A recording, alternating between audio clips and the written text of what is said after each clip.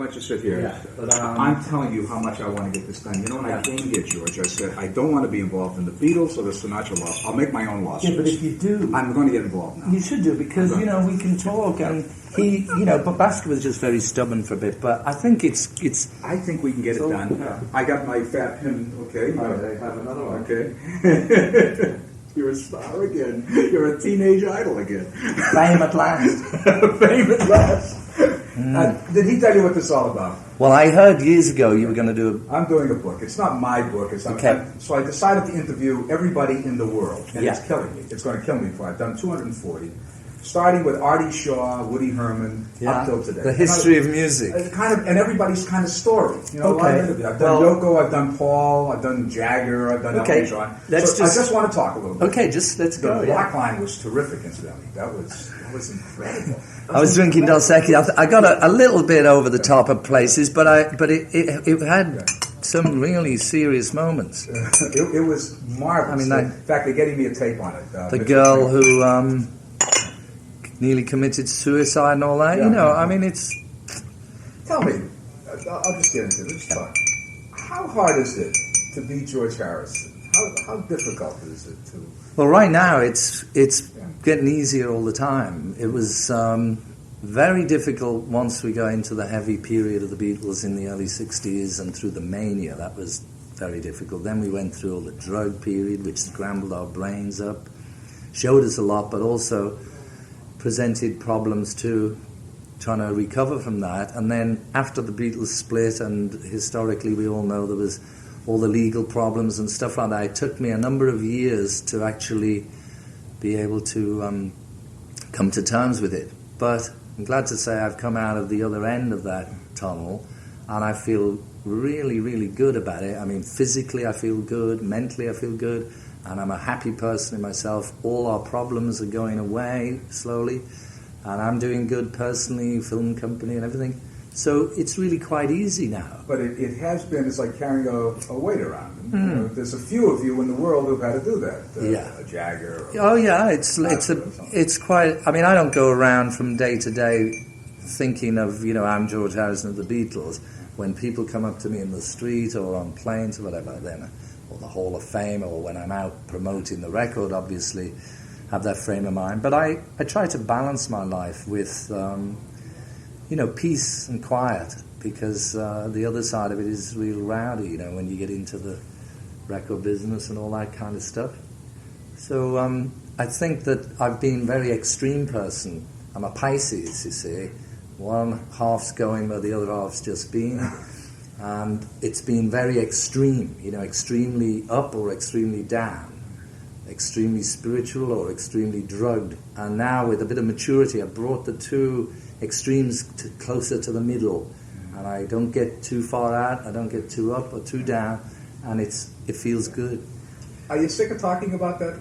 Well, it was only about an 8 or 10 year period at the most. Yeah. Do you get sick of talking about that? Well, not really, because that period was only sandwiched in the middle of everything else. Like when I started at 14 or 15 with my guitar, and I met Paul and John at that time.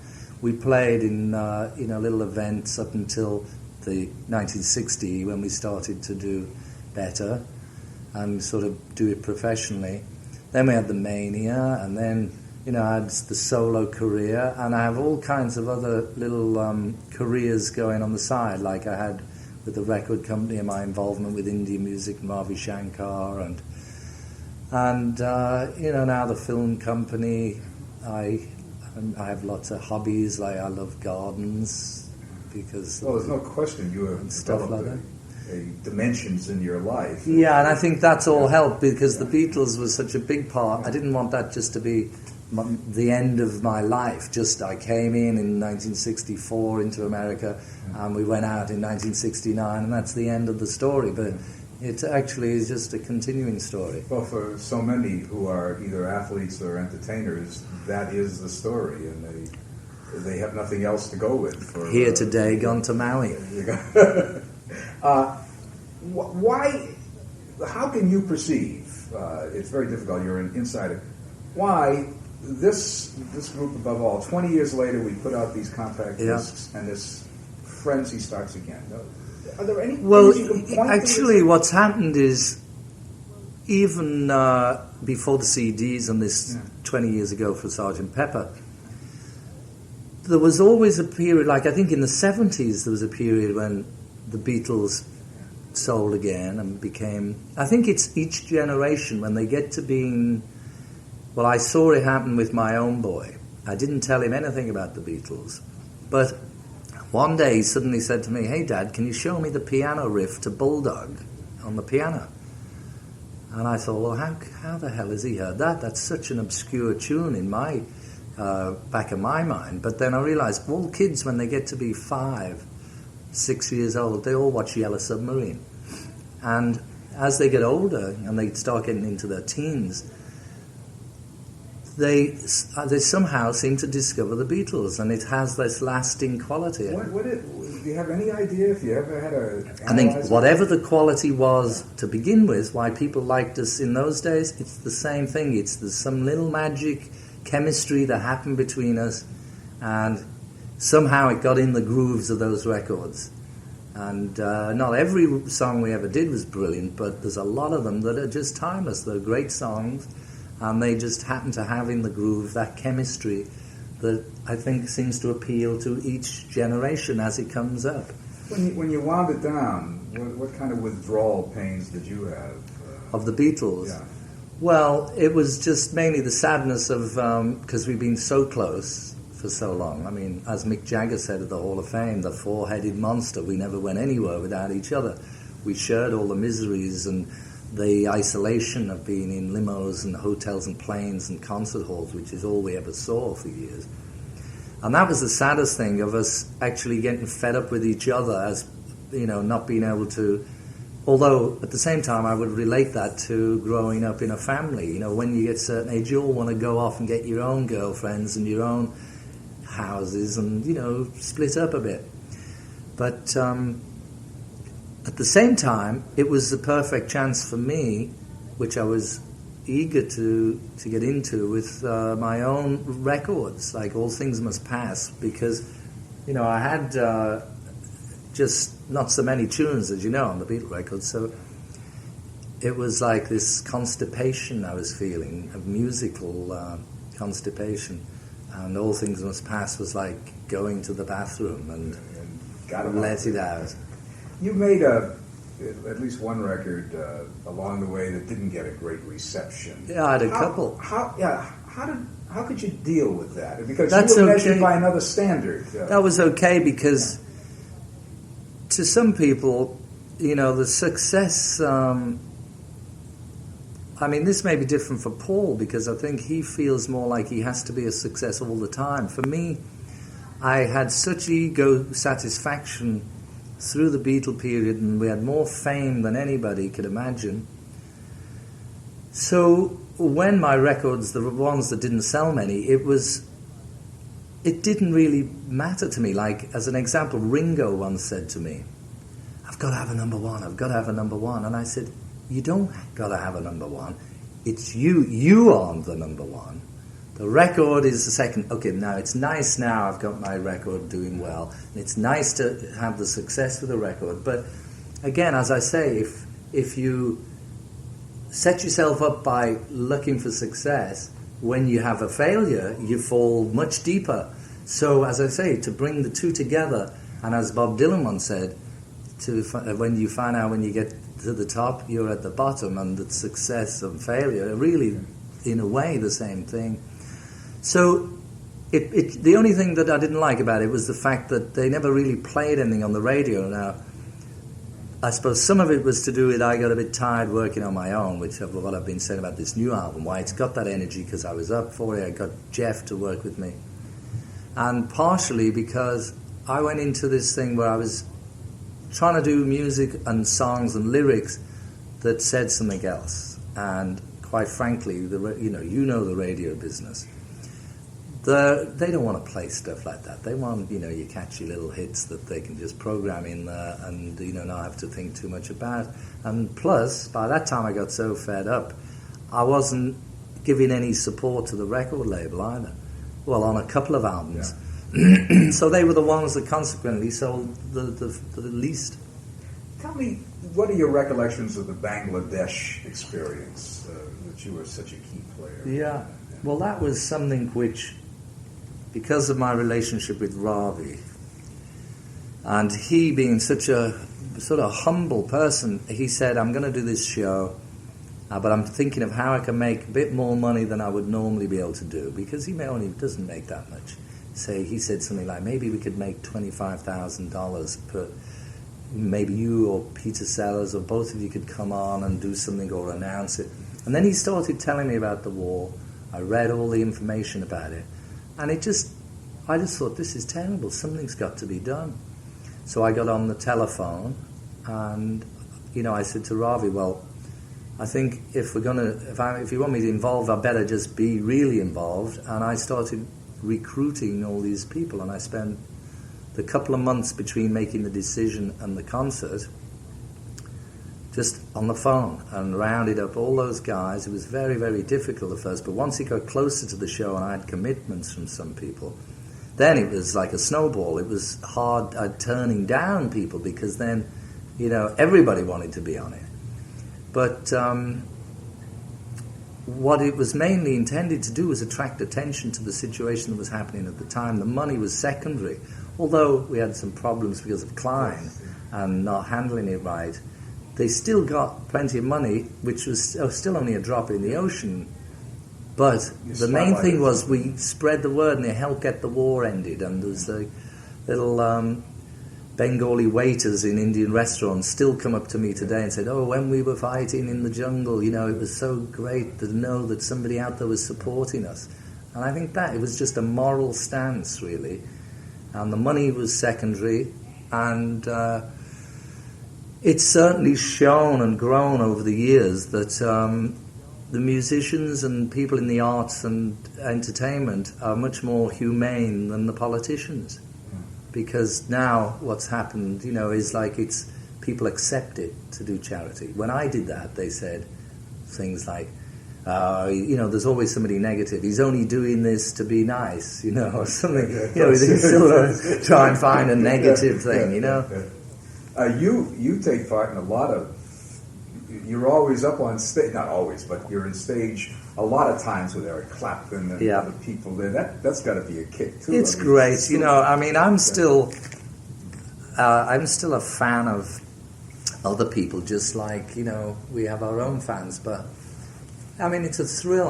Our relationship gets better all the time. Like on this latest album I just did, with we've been through so many ups and downs together now.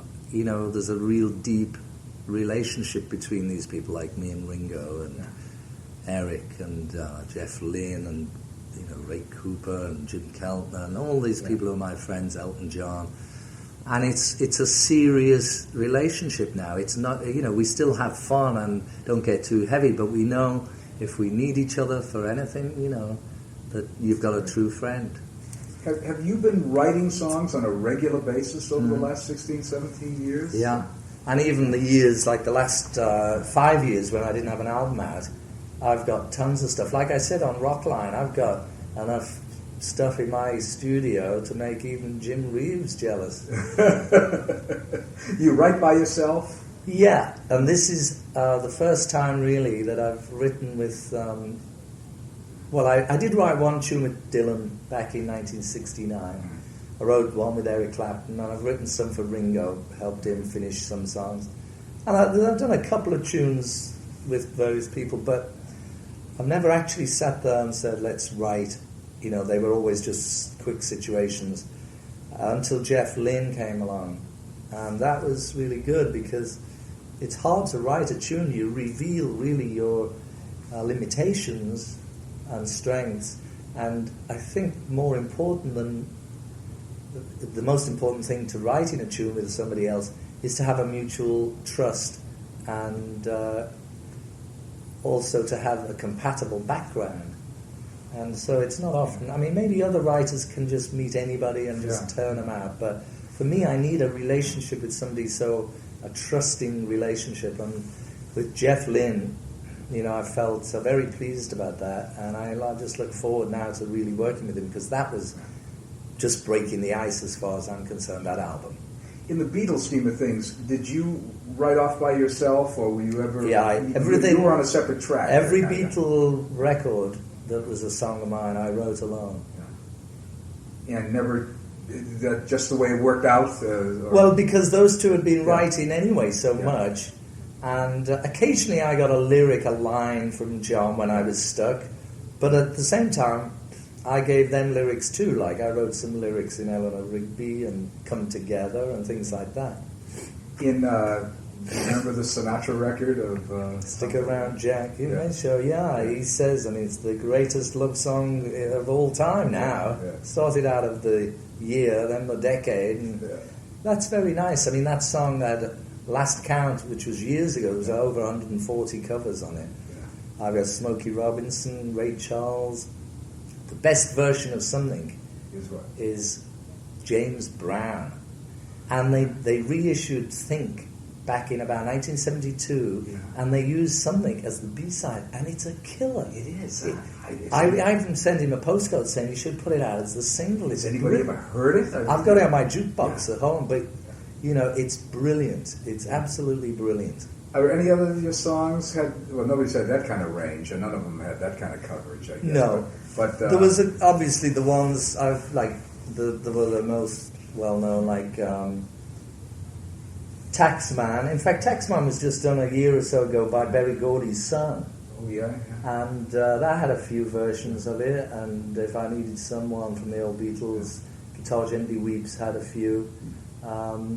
Here Comes the Sun and Something, obviously, were the big ones of mine. My Sweet Lord had a lot, but I don't know how much that was to do with the publishing, sub-publishing deal, where if they got the covers, they kept most of my royalties. Probably a lot to do with it. In the film business, has that given you the same kind of satisfaction as music? It's given me a certain satisfaction in as much as it's not an easy business to get into. As a small company, you just go under very quickly, and a lot of this success has to be given to Dennis O'Brien for his persistence, for his expert management financially of being a penny pincher in many ways, but it's the only way we've been able to do it. And now we've gained such respect from the bankers because we've always lived up to our word with them, and we've never had a bad relationship with the banks. So now all the banks are all, phoning us up saying, hey, why don't you come with us? And now we even have some major film studios who say, look, we can't make films like you make them. Those small little films, there is this market for them, and we'd like to, have some involvement with you. Our deals are getting easier, because Dennis would have to make one by one each film meet, the three distributors, 3 people for the videos. Now we're getting it down where we've gained respect from the actors and from the industry as a whole, and it's also becoming a little bit easier. Isn't this an interesting dichotomy in a career? You're back being a rock star and then a movie executive. I know, it's funny. Able to handle it all, okay. Yeah, I mean, I keep in the side of the film company. Dennis does all the heavy business stuff. We've got a lot of good people. I've even got Ray Cooper, who was a drummer. He used to be with Elton, but he still plays with him. And that's the good thing, because with me being a musician and Ray being a musician, we've been through that situation when we were younger, where we think, we're the artists, we do all this, you don't know anything, you're just the money. And now it's a reverse role for me.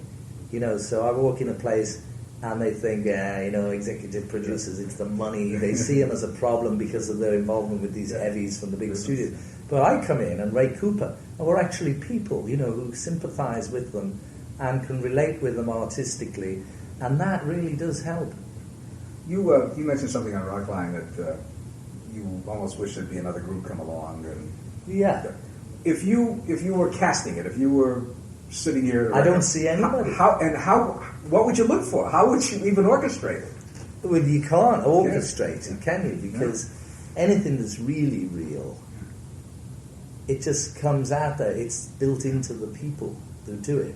I mean, you could put together bands like Whitesnake and sell 4.5 million albums, but it doesn't. There's nothing lasting. That won't be around. They won't. But I be don't selling see this. anybody. There's going to be somebody. Is it impossible to do it, given that you people set trails, you and the Who and the Stones, and you were so different from what had ever come before, and now everything is maybe just a little refinement? Is it that it... Well, in those days too, don't forget that the record industry wasn't as big and powerful and as, how so much money and, everything's bigger. There's more people in the world. There's more. There's just more of everything. To grab the So cheer. there's more music and there's more opportunities, but at the same time, it's harder to find the real talent because everybody's got a certain amount of talent, and with all the equipment you've got in a studio, it's easy to make a record that can top the charts, like a Debbie Gibson or whatever. I don't want to single her out, but that kind of thing. But what does it take to become almost a culture starter? I think it's born into you. It's like karma. This word karma, which comes from the Sanskrit, to do. It means really. It's like it's a accumulation of good and bad actions that we've done in our past, and it's just the thing of why are you Joe Smith? Why am I George? Why is Dylan him? Why is Sinatra him? It's bigger than we can't really analyze it. To know that we'd know God really, because we all have our own karma, and we come into these bodies in this life, and we fulfill our karma or try to undo it or whatever. And in a way, it's like the Beatles. You can take them separately and analyze all their energy and all this, but when you put them together, astrologically and chemically, something strong takes place that even the Beatles don't understand. As Dylan said, to understand you know too soon, there is no sense in trying. Yeah. He is as great a poet and songwriter. He is brilliant. Yeah. I think, you just have to listen to, just take one of his tunes, like Blowing in the Wind or Hard Rain's Gonna Fall, Tambourine Man. And to me, he is like... he makes William Shakespeare look like Billy Joel. Tell me, the other night in New York, what it meant to you and what you felt being up on the stage with that crowd. Well, it was sort of like I expected, which is that it was very stressful being there with that mob of people and all the undertones of New York, and the heaviness and the buzz of that city. And quite honestly, it was a bit chaotic, the organisation. I think the Army has to get a better organisation. But once the induction ceremony started, I really enjoyed it. And as Mo Austin said to me, it mightn't appear to be much to you at the moment, especially when you're just trying to get a holiday after all this work. But if you go, it is history. It's going to be part of history, and I'm sure you're going to enjoy being there, and I did. I'm so glad I didn't miss it. I said to Paul the week before, I was in London. Yeah. I said, a lot of things come and go, but this will never be repeated. You will never, ever get in the Hall of Fame again. And never be on a stage with that cast of characters at one time. He must be so sick with himself. Now, I don't know if it was Eastman who told him. I think a lot of people all around him. I had gone to everybody around him. But he should have followed his heart, because we were so close. We were just really getting together, and all this is coming together. And it didn't happen. He's the one who suffered. Oh, of course. I had 4 seats saved on a Concorde that morning. Yeah. I had booked 4 seats. But I just wondered from your standpoint. Yeah, I just thought it was a childish thing to superimpose, because from Capitol now, we're really the closest we've ever got to getting this out of the way. I think we can get it out of the way within the next month, and the problem Paul has with us dissolves immediately. Now, to suddenly drag that out and superimpose it on a situation that had nothing to do with that, in a way, it's not just him trying to needle me and Ringo and Yoko. No. It's like him showing a lack of consideration for the music industry That's what I and his own contribution together. I said, this has nothing to do with internal warfare, Vicky. It's a one-time, it won't happen again. Well, I bet he's as sick as a dog for not going. Sure. Yeah. You remember, you were also, I'll wind this up now so you can go. You were part of a party that Ahmet was talking about that I ran at my house a number of years ago. Oh, that was brilliant, yeah. That was one of the great... Whatever happened to the Drifters, and they were in that's there. Right, yeah, whatever happened to the Drifters. I've still got the little book matches. The book matches with the 3 pictures on there. Yeah, it's Jerry Wexler. Ahmet Nesri. Ahmet Nesri, yeah. You know, as we look back now, when we've been around 25 years and we hope we're around as long as we want to be around, moments like that and other moments just pop right up in your head because it's not about having the hits. No. It's like Mick Jagger said in his speech. I thought he was really good what he said about the Beatles, but all I says, well, I like to think we're still all friends because they were some of the best times of our life, and it's true. Thank you, Dave.